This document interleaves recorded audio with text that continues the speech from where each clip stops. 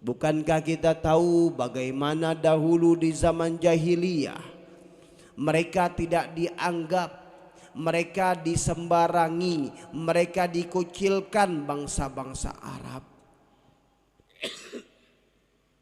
Tapi ketika mereka berpegang kepada Sayyidina Muhammad, ketika mereka bersandar kepada Rasulullah, mereka ikuti jalannya Sayyidina Muhammad, mereka mendapatkan pendidikan dari Sayyidina Muhammad untuk membuka hubungan baik kepada Allah, mengikatkan hati kepada Allah, menggantungkan hati kepada Allah. Dapatlah mereka kecintaan yang indah dan istimewa kepada Allah.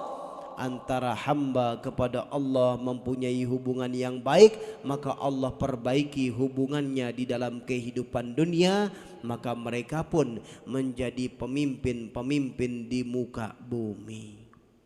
Sampai negara terbesar pada saat itu, negara adikuasa pada saat itu, yaitu negara Romawi, Roma, Italia, dan juga negara Persia, Iran, penyembah api pada saat itu ditundukkan oleh umat Islam. Apa yang menjadikan mereka tunduk kepada umat Islam? Apakah karena umat Islam banyak tentaranya? Tidak. Apakah karena umat Islam senjatanya lengkap? Tidak. Apakah karena umat Islam pasukan berkudanya banyak? Tidak. Mereka lebih banyak.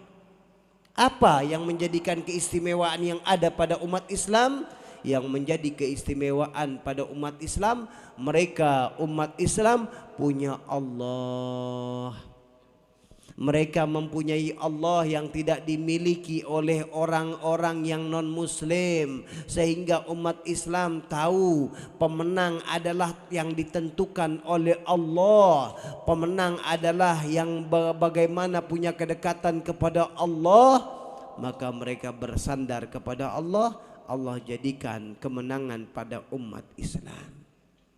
Lemparan segenggam dari tangan mulia baginda Rasul sallallahu alaihi wasallam yang dilemparkan kepada musuh-musuh dengan beliau mengatakan syahatil wujuh, maka tidak ada di mata orang-orang kafir kecuali mereka terkena dari lemparan segenggam yang dilempar oleh Sayyidina Muhammad.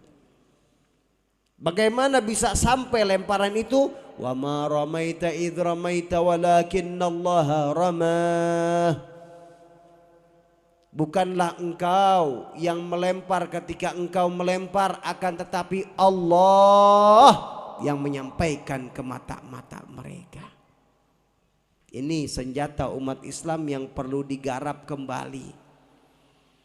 Ini senjata umat Islam yang perlu diasah kembali, agar umat Islam mempunyai kembali senjata-senjata mereka di dalam kedekatan dan keyakinan kepada Allah, sehingga Allah dan Rasulnya lebih dicinta daripada dunia seisinya. Maka umat Islam tidak akan tertipu dengan kehidupan dunia. Umat Islam tidak akan tertipu dengan pemimpin-pemimpin yang bohong, yang hanya menawarkan harta-harta, karena umat Islam sudah tidak perlu lagi kepada harta. Yang diperlukan adalah keridhaan Allah, yang diperlukan adalah kedekatan kepada Allah. Maka itulah yang dicari oleh umat Islam. Mereka rela untuk mengorbankan harta-hartanya untuk mendapatkan keridhaan Allah Subhanahu wa taala dan senyum dari Nabi Muhammad sallallahu alaihi wasallam.